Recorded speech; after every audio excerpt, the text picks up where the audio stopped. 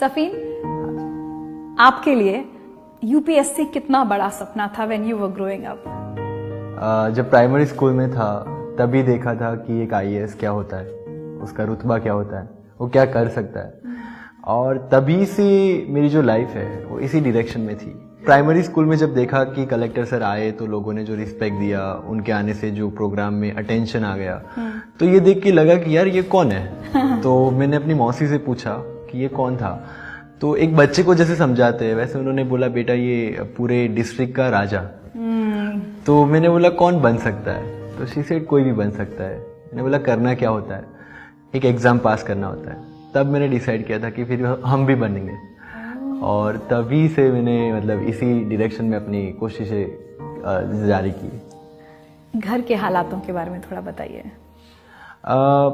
मतलब जब से छोटा था हम लोगों ने 2000 में नया मकान बनाने की स्टार्ट की। मम्मी पापा दोनों अलग हो गए थे, पास में 1 रुपया भी नहीं था, लोन उठाया और मकान स्टार्ट किया। तो ऐसा था कि पूरे दिन मम्मी पापा मजदूरी करते थे और रात को फिर घर का काम, मतलब घर में ईंटें चढ़ाना और घर में बनाना सब कुछ, तो वो खुद से ही करते थे ताकि जितने पैसे बच सके। तो घर तो जैसे जैसे बन गया, लेकिन वो जो लोन का कर्ज था वो कहीं ना कहीं हर रोज़ हॉन्ट करता था। अगर आम रस भी बनाना है समर में तो एक आम में 4 लोग हम लोग खाते थे। तो वो सारे दिन थे जो मैंने देखे, और कहीं ना कहीं उसी की वजह से जो पढ़ाई की तरफ मेरा इंक्लिनेशन था वो काफ़ी मजबूत हुआ। और मुझे लगा कि आज मेरे माँ बाप जो मजदूरी कर रहे हैं वो मैं जब काबिल बन जाऊँ उसके बाद ये नहीं होना चाहिए। आपके मदर और फादर दोनों डायमंड इंडस्ट्री में काम करते थे? शुरुआत दोनों ने उसमें से की, लेकिन पापा ने मतलब मेरा जब जन्म हुआ उसके बाद उन्होंने इलेक्ट्रिशियन का काम स्टार्ट किया। तो वो 2-3 लोग और, गांव में कोई नया मकान बनता था, कोई दुकान बनती थी तो उसका पूरा लाइट फिटिंग का काम करते थे। और रात में मतलब विंटर में पापा, वो हमारे यहाँ अलग से काली चाय बनती थी, ब्लैक टी हम जिसको बोलते हैं, तो वो बनाते थे, बॉइल्ड एग बनाते थे और वो लोग ठेला लगाते थे। Yes yes. तो मुझे याद है like I also used to help him a lot in that case. और मम्मी ने 2000 में डायमंड काम छोड़ा जब रिसेशन आया तब, और फिर उन्होंने अलग से स्टार्ट किया कि जब कोई मैरिज होते हैं गांव में या कोई बड़ा प्रोग्राम होता है तो रोटियां बनानी पड़ती है। तो वो क्या करते थे कि बड़ा कॉन्ट्रैक्ट लेते थे 10 किलो 15 किलो, और फिर उसकी रोटियां बनाते थे। तो ऑलमोस्ट 3 घंटे 4 घंटे 5 घंटे she used to make chapatis, और इसी तरह उन्होंने काम स्टार्ट किया। कोई खास इंसिडेंट ऑफ स्ट्रगल जो कहते हैं ना कि कई बार बहुत मोटिवेट भी करता है, लेकिन जब हम पीछे मुड़कर देखते हैं तो थोड़ा सा दुख भी देता है, कोई ऐसी यादें जो आज आप शेयर करना चाहें? Teacher, to be very frank, मुझे लाइफ से कभी कोई कंप्लेंट नहीं रही है। जो भी इंसिडेंट्स मेरे साथ हुए हैं, मुझे याद है जब मेरे दोस्त कुछ अच्छा लेके आते थे, कुछ बड़ी चीज़ें करते थे, सबके पास साइकिल थी, तो कभी कभी लगता था यार मेरे पास भी होना चाहिए, लेकिन सिचुएशन को समझना तभी से आ गया था। तो कभी कंप्लेनिंग मोड रहा ही नहीं कि मुझे भी ये चाहिए, मुझे भी ये चाहिए। मुझे याद है मेरी पहली साइकिल भी जब मैं 9th में फर्स्ट आया था तब पापा लेके आया था। जब मैं 5th स्टैंडर्ड में था तभी से मेरे दोस्त साइकिल यूज़ करते थे। तो ये सारी चीज़ें थी, लेकिन मुझे लगता है कि शायद अगर ये सिचुएशन नहीं रही होती मेरी लाइफ में तो मेरा जो ये मोटिवेशन था यूपीएससी का वो भी इतना स्ट्रांग नहीं रहा होता। तो जो भी होता है अच्छे के लिए होता है, मैं इसमें स्ट्रांगली बिलीव करता हूँ। पढ़ाई की अगर बात करें तो कैसे स्टूडेंट थे आप, किन स्कूल्स में पढ़े, थोड़ा बताइए। जो टिपिकल पढ़ाकू स्टूडेंट्स बोलते हैं ऐसा था मैं डेफिनेटली, लेकिन साथ में को करिकुलर एक्टिविटीज़ में भी उतना ही आगे था।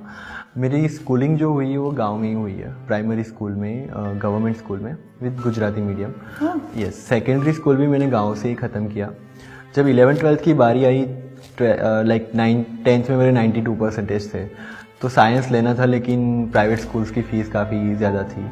तो तभी एक प्राइवेट स्कूल खुल रहा था, उसी साल चालू हुआ था। तो वो टीचर्स मेरे स्कूल से ही गए हुए थे, तो उनको मेरा पोटेंशियल पता था। तो उन्होंने बोला कि तुम आ जाओ, हम तुमसे कोई फीस चार्ज नहीं करेंगे। तो जब 85,000 फीस थी तो मैं 5,000 में मैंने 11th-12th किया। और मुझे पता है कि वो करने के लिए मुझे पालनपुर जाना पड़ता था, पास वाले शहर में। तो उसका जो रेंट था, बस का आने जाने का भाड़ा, वो निकालने के लिए मम्मी आंगनवाड़ी में जाती थी और वहाँ जाके नाश्ता बनाना और वो सब करते थे, एक्स्ट्रा काम करना। यस, ताकि मेरा आने जाने का खर्चा निकल जाए। कभी इन चीज़ों को लेकर दुख भी होता था कि ऐसा क्यों हो रहा है मेरे साथ? नहीं, टू बी वेरी फ्रैंक, मेरा ये एटीट्यूड रहा ही नहीं कभी कंप्लेन करने का या दुख करने का। मुझे लगता था, मैं ऑलवेज ये चीज़ बिलीव करता हूँ कि जो भी होता है उसके पीछे कोई बड़ा रीज़न होता है जो शायद हम समझ नहीं पाते, लेकिन जो भी होता है वो अच्छे के लिए होता है। यस। जब पढ़ाई कर रहे थे और शुरू से आपने कहा गुजराती मीडियम से पढ़े, सरकारी स्कूल का बच्चा वो जब अचानक एक प्राइवेट स्कूल में जाता है तब भी बहुत सारे चेंजेस होते हैं, स्ट्रगल होता है एक तरह से, वो था आपके साथ? स्ट्रगल मेरा प्राइवेट स्कूल से ज़्यादा जब मैं कॉलेज में आया तब हुआ। अच्छा। क्योंकि मेरा NIT था कॉलेज, नेशनल कॉलेज था, और मेरे साथ जो मेरे क्लासमेट्स थे वो सारे CBSE वाले, ICSE वाले, इंग्लिश मीडियम वाले स्टूडेंट्स थे, पब्लिक स्कूल से। यस। एंड हम लोग बहुत ही फ्यू स्टूडेंट्स थे जो गुजरात बोर्ड गुजराती मीडियम से थे। तो पहली बार मैकडी क्या होता है ये सुना, बर्गर क्या होता है ये सुना। और जब मैं इंग्लिश बोलने का ट्राई करता था तो वो मदर टंग इन्फ्लुएंस की वजह से, जैसे गुजरातियों की इंग्लिश की काफ़ी मजाक उड़ाई जाती है, तो I was also victim of that. तो एक स्ट्रगल था शुरुआत में, लेकिन एक लर्निंग एटीट्यूड ने काफ़ी हेल्प किया कि अगर लोग मजाक उड़ाते हैं तो उनसे सीखो, उसको इम्प्रूव करो और आगे बढ़ो। और तभी शायद मैंने UPSC का इंटरव्यू इंग्लिश में दिया, और yes I could score very well in that.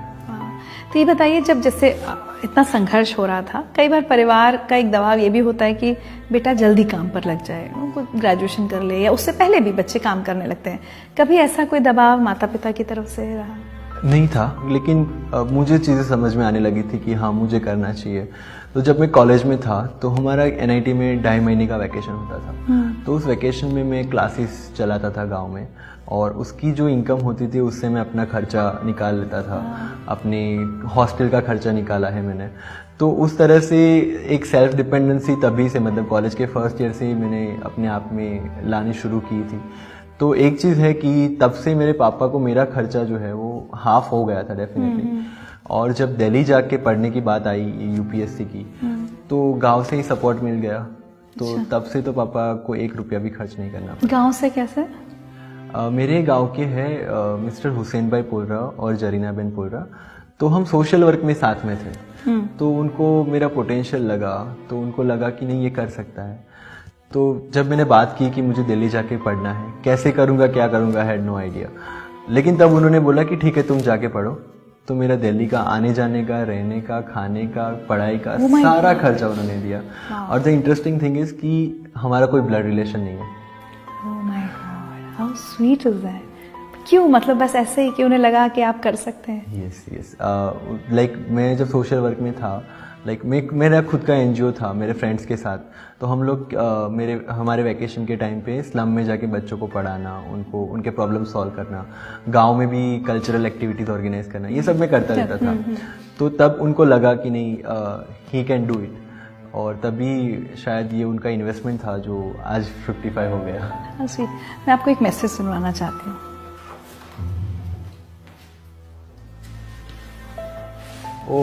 दोस्तों, आज एक KVS IPS के बारे में बताने में मुझे बहुत गर्व होता है कि वो सफीन हसन जो हमारे गांव का लड़का है, हमारे समाज का और हमारे पूरे गांव का उसने नाम रोशन किया है।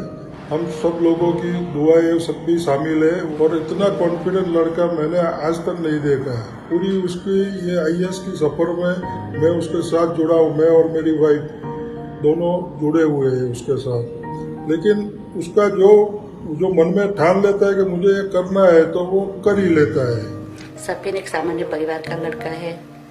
पिछले 6-7 साल से हम करीब से इसके संपर्क में है। उसके माता पिता ने UPSC एग्जाम और उसके गोल के सफल होने में कड़ी मेहनत की है, ये हम सब जानते हैं। सफीन हमारे गांव का नाम रोशन किया है। 22 साल की उम्र में UPSC पास करके सारे देश का नाम रोशन करने का बहुत प्रयत्न किया है। वो कॉन्फिडेंस लड़का है, वो ठान लेता है, करके रहता है। मेरी उम्र में ऐसा कॉन्फिडेंस लड़का मैंने दूसरी कई जगह पर नहीं देखा है। वो युवाओं के लिए बहुत प्रेरणादायक है। यही दोनों ने सपोर्ट किया। मैं अपने आप को काफ़ी लकी मानता हूँ। काफ़ी लोगों को मैं कह चुका हूँ कि जैसे कृष्ण के 2 माँ बाप थे, ऐसे शायद मैं भी इतना लकी हूँ कि मुझे भी 2 पेरेंट्स मिले। स्वीट। सपना मैंने दिखा, लेकिन उसको पंख इन लोगों ने मिलके दिए। और ये बहुत ज़रूरी है। मतलब मुझे लगता है अगर हमें से हर कोई ये बात ठान ले कि किसी एक बच्चे का भी, आपको ज़रूरी नहीं कि बहुत सारे बच्चों को संभालना है, एक का भी सपना अगर पूरा कर दें तो कितने लाखों बच्चे अपना सपना और पूरा कर सकते उसके लिए इतने बड़े फाइनेंशियल सेक्रीफाइस की भी ज़रूरत नहीं है। अगर आपका एक मोटिवेशन भी रहा उनके लिए, एक इमोशनल सपोर्ट भी रहा ना, तो भी काफ़ी कुछ बदल सकता है। हैं। आप ये कह दो कि हाँ तुम कर सकते हो, बस, मुझे लगता है कि बस, वो एक बहुत बड़ा बस स्टेटमेंट उतना है अपने चाहिए। आप में। और दोनों ने एक बात कही कि जिद का एकदम पक्का है, सोच लेता है वो करके दिखाता है। सो बचपन से इतने जिद्दी थे आप? Yes, you can say. जब ठान लिया तो फिर करना है। जैसे और ये चीज़ जब मैं सोशल वर्क करता था, मुझे याद है हम लोगों ने एक इवेंट प्लान किया था कि स्लम के बच्चों को एक साथ एक प्लेटफॉर्म पे लाना है। उसका खर्चा अराउंड 1.5 लाख था। पूरा हम लोग 20 दिन घूमे, कोई स्पॉन्सर नहीं मिल रहा था। तो मेरी पूरी टीम थक गई थी कि नहीं अब नहीं होगा। तो मैंने बोला एक आखिरी कोशिश करते हैं, होगा तो सही। मैंने 20 दिन पहले ही बच्चों को प्रैक्टिस ट्रेनिंग सब स्टार्ट करवा दिया था। और फिर फाइनली 21वें दिन वी गॉट, हमारा जो पुलिस था डिस्ट्रिक्ट का, दे केम फॉरवर्ड एंड बोला कि हाँ we will sponsor the event. तो जैसे लाइक ये चीज़ होती है कि अगर आप किसी चीज़ को ठान लेते हैं तो वो होना ही है। होना ही है। कौन कौन लोग आपके लिए रोल मॉडल्स रहे जब आप बड़े हो रहे थे? काफ़ी लोगों से काफ़ी कुछ सीखा है, लेकिन हाँ ऐसा है कि कोई एक इंसान नहीं है, हर एक क्वालिटी के लिए कोई अलग अलग इंसान है।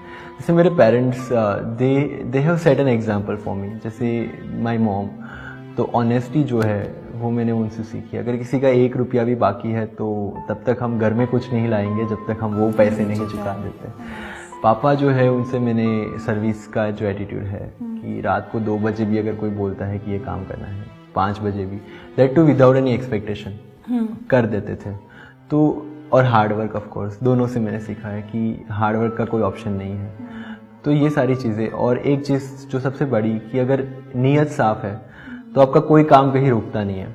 जैसे मेरी मम्मी हर रोज़ टेंशन लिया करती थी कि बच्चों को कैसे पढ़ाएंगे, हमारे पास कोई सेविंग तो है नहीं, खर्चे इतने आ रहे हैं और पापा एक चीज़ बोलते थे कि कभी कोई काम अटकेगा नहीं अगर हमने पूरी नेकी के साथ काम किया है।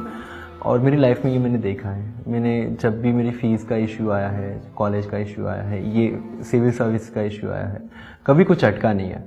तो ये मेरा जो बिलीफ था वो काफ़ी फर्म होता गया धीरे धीरे कि यस ये चीज़ें हैं। चलिए आपको कुछ और सुनवाते हैं। मेरा बेटा सफ़ीन पहले से बहुत पढ़ने में बहुत होशियार था और इसके लिए गांव लोगों ने बहुत दुआ की है और हमने भी उसका जो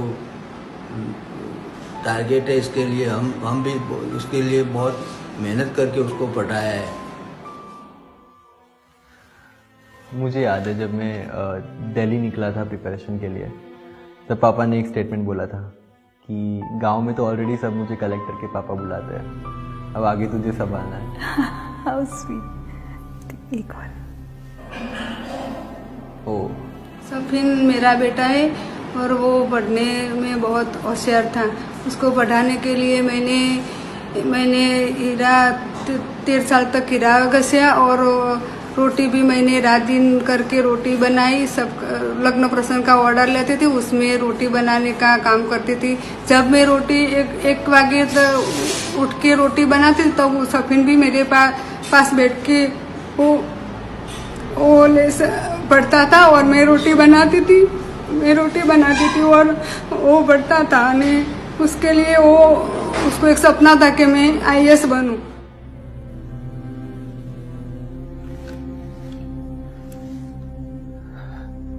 I have no words. Sweet. माँ का आशीर्वाद होता है, शायद दुआएं होती है। बहुत।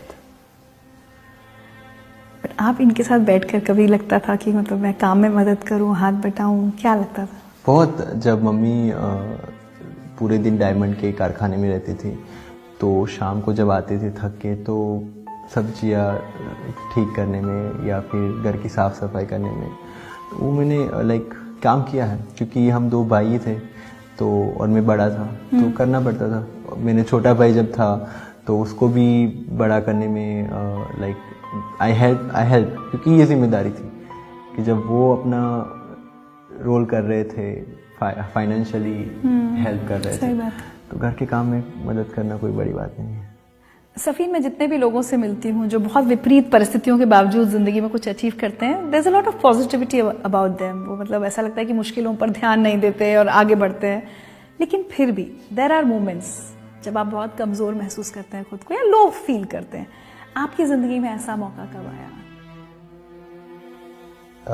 सही बताऊँ तो मुझे नहीं याद। हाँ, क्योंकि ऐसा कभी मेरा एटीट्यूड ही नहीं रहा इन चीज़ों पे फोकस करने का। हाँ, कभी कभी थोड़ा हेल्पलेस फील हो जाता था जब ये टेंशन आता था कि पढ़ाई का खर्चा आएगा कहाँ से, क्योंकि नेशनल कॉलेज था तो उसकी फ़ीस भी काफ़ी ज़्यादा थी, 45,000 थी, और हॉस्टल का खर्चा भी था। लेकिन वही जो फेथ है ऊपर वाले पे, वो कहीं ना कहीं से आ जाती थी, और कोई ना कोई आ जाता था जो बोलता था कि अच्छा ये फीस मैं दे दूँगा। तो आपने कोई कोचिंग, कोई प्रोफेशनल कोचिंग वगैरह जो ली है, उसमें कितना स्ट्रगल रहा, क्या किया? स्ट्रगल ये था मेरे लिए कि गुजराती मीडियम से पढ़ा था, तो कोचिंग मेरा इंग्लिश मीडियम था। तो शुरुआत में 3-4 महीने लगे मुझे गुजराती से इंग्लिश में स्विच होने में।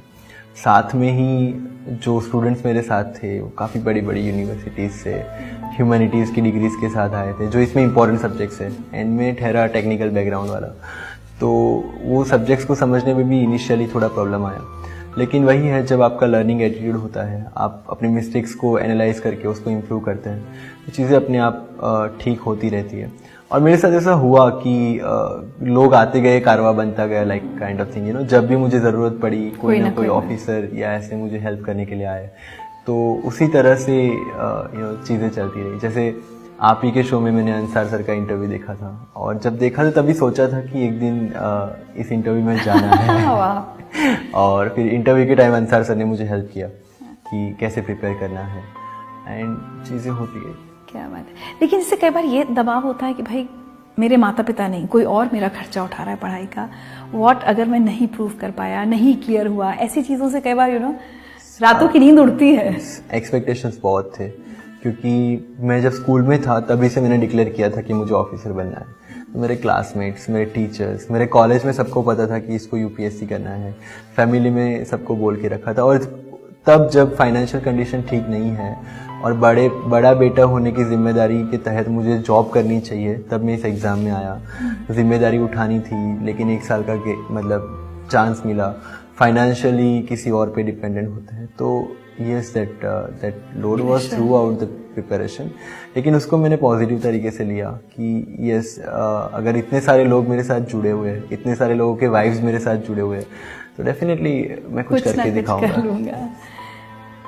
पहले एग्जाम के लिए आप जा रहे थे और आपका एक्सीडेंट हो गया। मतलब इतनी तैयारी, इतनी एक्सपेक्टेशंस की हम बात कर रहे हैं, तो अचानक लगेगा ये क्या हुआ? वही एक्सपेक्टेशन जो आपने बोला ना, वही वहाँ पे काम आए। जब एक्सीडेंट हुआ, मैं गिर के पड़ा नीचे, लिगामेंट टूट गया, हाथ में चोट थी। आप स्कूटर पर थे? हाँ, मेरा स्कूटी स्लिप हो गया था, सिर से ब्लीडिंग हो रहा था। तभी जब मैंने उठा तो मैंने देखा कि मेरा राइट हैंड सेफ था, and then the next moment I decided कि मैं एग्ज़ाम देने जाऊँगा।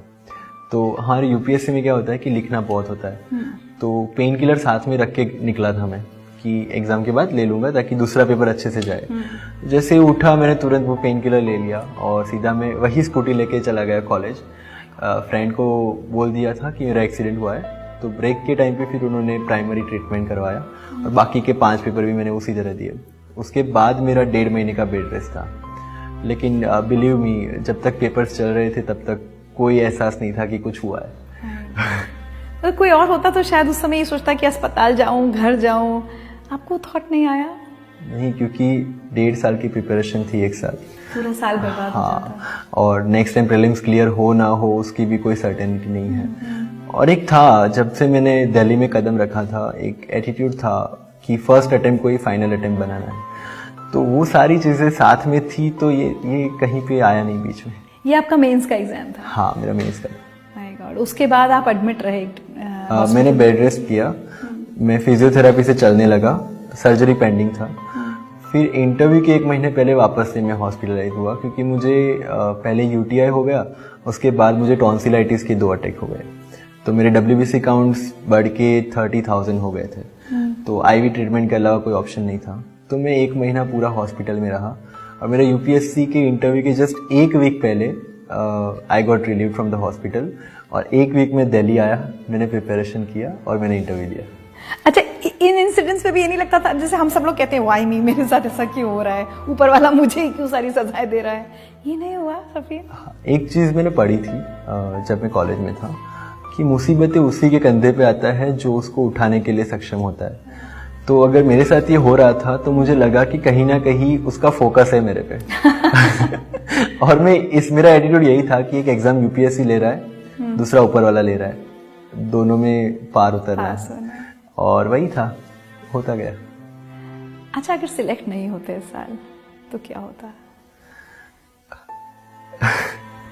फिर से प्रिपरेशन तो करता डेफिनेटली, लेकिन टू बी वेरी फ्रैंक ये जो दूसरा ऑप्शन है, थ्रू आउट द प्रिपरेशन मेरे दिमाग में कभी आया ही नहीं। आई नेवर थॉट कि अगर नहीं हुआ तो, और वो जो पॉजिटिविटी थी that kept me going on, क्योंकि जब वो थॉट आता है ना कि अगर नहीं हुआ तो आपका जो पोटेंशियल होता है ना वो भी नीचे आ जाता है, आपकी जो पॉजिटिविटी होती है वो कम हो जाती है। तो वो चीज़ मेरे दिमाग में कभी आई नहीं, और यही रीज़न था कि मैं चलता गया। आज अगर मैं पूछूं, काफ़ी यंग है आप, 22-23 साल की उम्र है आपकी, the most unforgettable moment of your life till now, तो कौन सा होगा? जब रिजल्ट आया और मैंने अपनी मम्मी को ये न्यूज़ सुनाया। मैं बाहर था जब मेरा रिजल्ट आया, मेरे फ्रेंड्स के साथ था, और मैंने देखा 570 रैंक, एक्सपेक्टेड था कि IPS मिलेगा, और सीधा मैं घर पे गया। घर पे ऑलरेडी लोग बैठे थे, तो मैं मम्मी को मैंने आवाज़ लगाई, वो आई और मैंने उनको जोर से हक करके बोला, मम्मी तेरा बेटा ऑफिसर बन गया। That was in Gujarati of course, and उस टाइम जो उनकी आंखों में आंसू थे और हम दोनों ने जो जोर से एक दूसरे को हक किया, that was the most unforgettable moment in my life. I think कितने सालों की उनकी मेहनत, उनके सपने उस एक मोमेंट में उनको पूरे होते देखे। एक थोड़ा से अलग हटके सवाल आपसे पूछना चाहूंगी, जो कि मुझे लगता है शायद हर कोई आपसे पूछता होगा, खासकर 2002 के बाद, बीइंग अ मुस्लिम इन गुजरात। मतलब मुझे अच्छा नहीं लगता ये कभी ये टॉपिक लेकर आना, लेकिन आज के हालात की मजबूरी है। मुझे लगता है कि क्या आपको लगता है कि चीज़ें वाकई इतनी ख़राब हैं, या नेताओं ने और मीडिया ने बना दी हैं? क्योंकि अब आप एक ब्यूरोक्रेट भी बनने वाले हैं, आपके ऊपर एक बहुत बड़ी जिम्मेदारी है। सी ऑन अ पर्सनल लेवल, आज तक की मेरी जर्नी में, गुजरात में रहा, गुजरात में बड़ा हुआ, मैंने कभी फील नहीं किया कि मेरे साथ कोई डिस्क्रिमिनेशन हुआ है, वो गवर्नमेंट हो या सोसाइटी हो। तो कहीं ना कहीं एक चीज़ है कि आप जैसे हो वैसे लोग आपको ट्रीट करते हैं, राइट? अगर कुछ चीज़ें होती है, अगर इतना बड़ा देश है तो थोड़े हादसे होने हैं, उसको आप कितने अच्छे से टैकल करते हैं एक समझदारी के साथ। क्योंकि जब लोग बोलते हैं कि धर्म खतरे में है, तो एक चीज़ है कि धर्म कभी खतरे में नहीं हो सकता, और जो खतरे में है वो धर्म ही क्या है। और सेकंड चीज़ ये है कि कभी कोई धर्म अच्छा या बुरा नहीं होता, उसको अच्छा या बुरा बनाते हैं उसको फॉलो करने वाले लोग। तो अगर ये समझदारी के साथ हम लोग जिए और इस समझदारी को आगे फैलाए, आगे लोगों को समझाए, तो ये प्रॉब्लम्स काफ़ी छोटे हैं, काफ़ी छोटे हैं।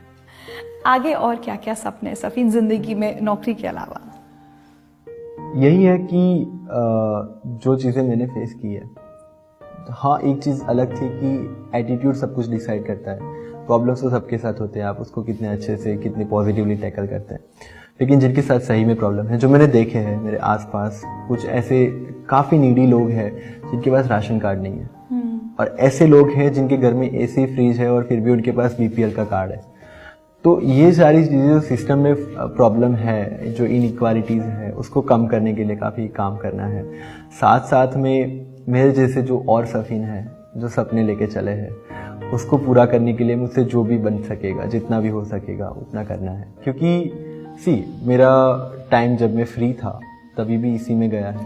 क्योंकि आप वही करते हैं एज ए यंगस्टर हो या कोई भी एज में, आप वही करते हैं जिसमें आपको मज़ा आता है। मुझे लोगों से मिलने में, लोगों के प्रॉब्लम्स को समझने में, उसको सॉल्व करने में, उसमें ही मज़ा आता है। बच्चों के साथ टाइम स्पेंड करने में मज़ा आता है। तो यही शायद मेरी लाइफ को आगे डिफाइन करते रहे, और पता नहीं आगे और काफ़ी आगे जाना है।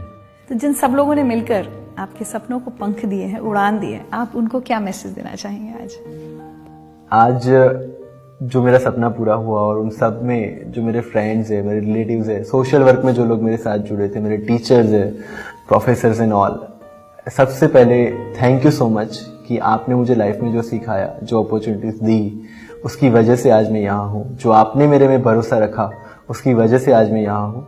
और बिलीव मी, आगे भी इस भरोसे को कायम रखने के लिए मेरी कोशिश हमेशा जारी रहेगी। अपने मम्मी पापा से आज सफीन जो अभी तक शायद नहीं कह पाए होंगे, कोई मैसेज उन दोनों को देना चाहते हैं? यस, मम्मी पापा आप दोनों को यही बताना है कि बाकी सारे पेरेंट्स ने जो किया, उनसे हटकर आपने जो किया वो ये था कि आपने मुझे फ्रीडम दिया। आपने मुझे कभी ये नहीं बोला कि तुझे ये करना है या तुझे वो करना है। आपने ऑलवेज मुझे ये बोला कि तुझे जो करना है वो कर, हम लोग तेरे साथ हैं। और शायद वही रीज़न था कि मैंने जब प्लेसमेंट छोड़ा, मैं जब कंपनी में नहीं बैठा, मैंने डिसाइड किया कि मैं दिल्ली जाके पढ़ूंगा, और फिर भी आप लोगों ने बोला कि नहीं, तुझे जो करना है तू कर, वी आर विथ यू। शायद उसी वजह से आज मैं यहाँ पे हुआ है। उसके लिए थैंक यू सो मच। और आपने जो सेक्रीफाइसेस किए हैं उसको अब सफल बनाना वो मेरी जिम्मेदारी है। और सफीन, मुझे लगता है कि ये बातचीत, ही इंटरव्यू अधूरा होगा, क्योंकि मैं हमेशा ये कहती हूँ कि अगर मैं किसी एक व्यक्ति का इंटरव्यू करती हूँ तो उससे हजारों लाखों जिंदगियां बदलती हैं। तो जैसा आपने भी पहले कहा था कि बहुत सारे सफीन हैं इस देश में जो कई बार हिम्मत हार जाते हैं, माता पिता के हालात वैसे नहीं होते, उन सबको आप आज अब क्या कहना चाहेंगे चलते चलते? उन सबको एक ही चीज़ कहनी है कि हालात चाहे कुछ भी हो, हमारे पास दो ऑप्शन है। या तो उसको पकड़ के बैठ के पूरी जिंदगी रोए जिससे कुछ नहीं होने वाला, या तो उसको एक्सेप्ट करके उससे आगे कैसे निकलना है उसमें लग जाए। और टू बी वेरी फ्रैंक, अगर सेकंड ऑप्शन चूज किया तो सक्सेस इज कम्प्लीटली योर्स। और मैं पर्सनली आज जो मेरे लिए टेक अवे है, अगर कभी मेरी जिंदगी में कोई परेशानी वाली सिचुएशन आएगी तो मैं खुद को याद दिलाऊंगी कि एक लड़का ऐसा है जिसके मेंस के एग्जाम से आधा घंटे पहले उसका एक्सीडेंट हुआ था, लेकिन उसके बाद भी उसने यूपीएससी क्लियर किया था। Thank you so much Safeen for inspiring me. Most welcome, thank you so much, thank you.